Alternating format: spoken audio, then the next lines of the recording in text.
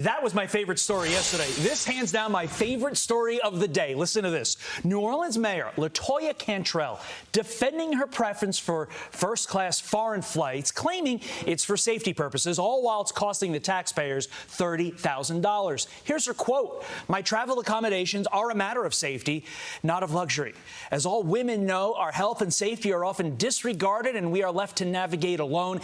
Anyone who wants to question how I protect myself just doesn't understand the world black women walk in." We're talking the difference between first class and coach. Laura Rodrigue, a New Orleans attorney and founder of the Mama Bear Group, joins me now. Laura, should the FAA be doing more about the supposedly unsafe conditions in coach plaguing all women, but specifically women of color?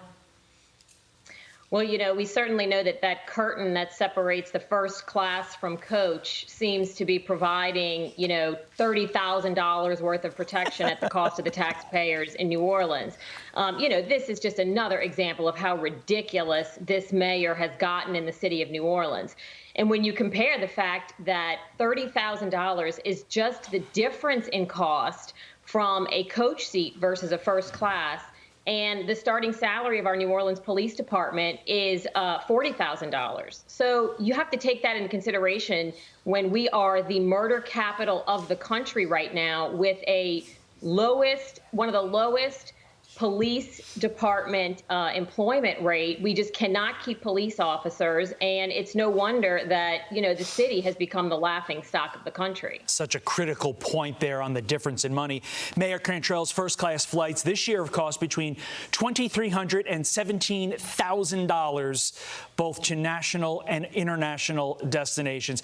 I mean, look at that on your screen. She could have done this for much cheaper, but didn't. What do you make of her lack of shame on this when her residents are literally struggling to buy food and gas? Well, the lack of shame, unfortunately, we've sort of become accustomed to here. There is a complete disregard for the intelligence level of the citizens of Orleans Parish to think that any of us believe this.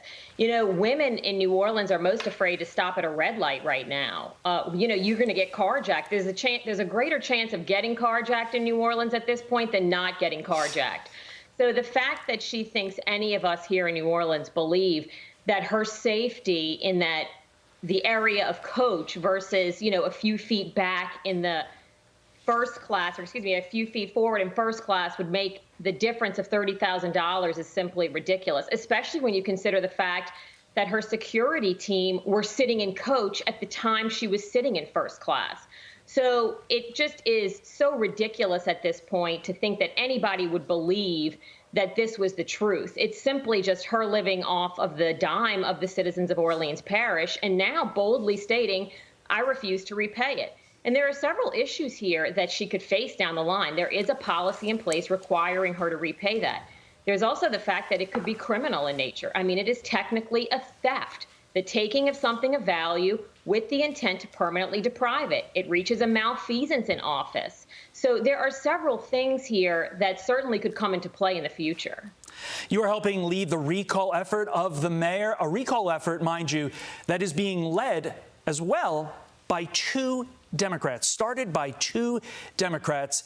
That speaks volumes. Laura Rodrigue, thanks for joining us this morning. The story seems funny, but it is all too sad for the fine folks there in the beautiful city of New Orleans. Thank you. Thanks.